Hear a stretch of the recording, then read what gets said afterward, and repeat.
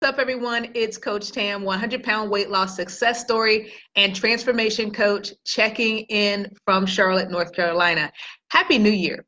I wanted to hop on tonight and talk about a very important topic, how to care for yourself if you have been diagnosed with breast cancer. I had a friend to reach out to me over the course of the last couple of weeks and share that she has been diagnosed with breast cancer, and I'm praying for her. But I also wanted to share some practical tips that you can put in place if you find yourself in this situation. And it's actually not as rare as we would think. Here are the statistics. 1 in 8 women. So if we're sitting in a room and there are 8 women there, chances are that one woman over the course of their lifetime will be diagnosed with breast cancer. And African American women, like myself, actually have a higher risk. So I want to talk about some things, again, that you can practically do if you have been diagnosed with breast cancer. So if that's you, or you know someone who has been diagnosed with breast cancer, I want you to listen up and I want you to invite them to be a part of tonight's session. So again, let's keep it really, really practical. So one of the things that we know about breast cancer is that the biggest impact is that it impacts your immune system. So the tips that I'm going to be sharing tonight are really about things that you can do to improve, to make your immune system more resilient, okay? So the first thing that I want to share is that you want to up your protein intake. Now, you may have heard of the importance of protein in your diet. It's something that's talked about a lot these days, but it's especially important for those that have been diagnosed with breast cancer, because protein helps the body repair, right? So if you're undergoing treatment and you need that protein to help keep your body strong. So whereas the average woman, the recommendation could be somewhere around 40-something grams of protein per day, if you've been diagnosed with breast cancer, your doctor may recommend that you increase that. In some instances, it's double. So I want to recommend that you check with a dietitian or nutritionist for their specific recommendation. And once you get that, come check in with us, because we do have some plans that work specifically for breast cancer patients. But you want to make sure that you get the guidance from your doctor, from your dietitian or nutritionist on exactly what your protein target should be, all right? The second thing that I want you to focus on is lowering your fat intake, okay? So we want to up protein, but we also want to lower fat intake. The general recommendation is that 30% of your calories per day or less should come from fat. And when you do incorporate fat in your diet, you want to get that fat from healthy sources. So things like salmon, things like avocado, those types of fat that come from the more nutritious types of food versus some of the fats that can come from cookies and cakes and things of that nature.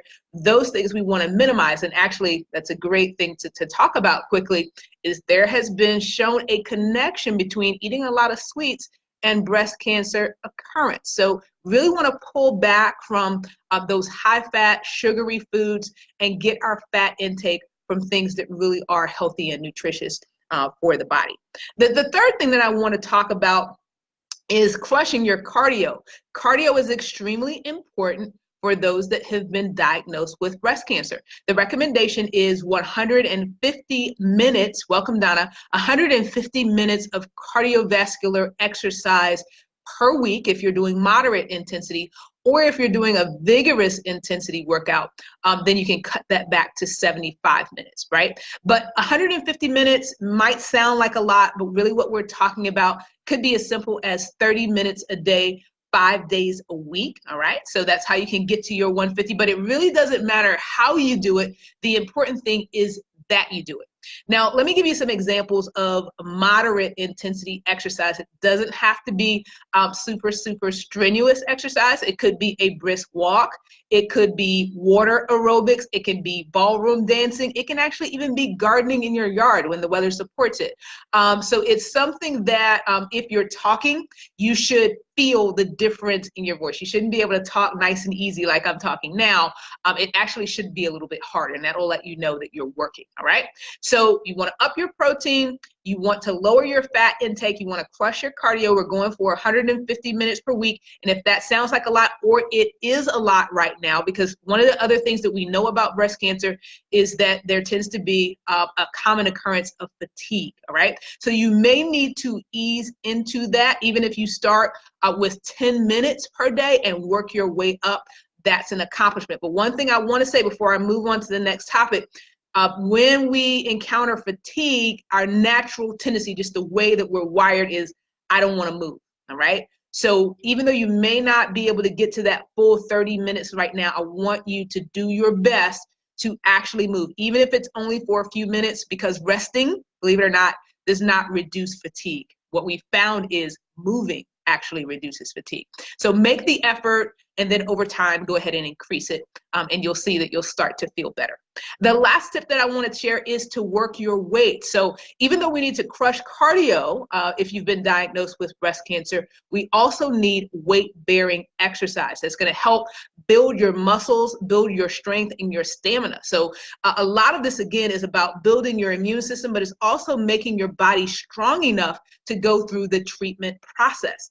So you want to make sure that you're getting in some weight-bearing exercise. Ideally, we want to shoot for 2 days a week. And that could mean that you're using actual weights like dumbbells or kettlebells, or using the machines, the weight machines in the gym. But it also can be as simple as you doing body weight exercises, right? So you can actually do things like squats or push-ups at home, and that still counts as strength training and weight-bearing exercise, okay? So there are really, really simple steps that you can take that will actually make the process better for you. And here's what we found. When people actually focus on making these adjustments in their diet, and they make exercise a priority, their mood and their energy levels improve. But not only that, it actually can make going through treatment better, right? It can reduce the recurrence of cancer coming back.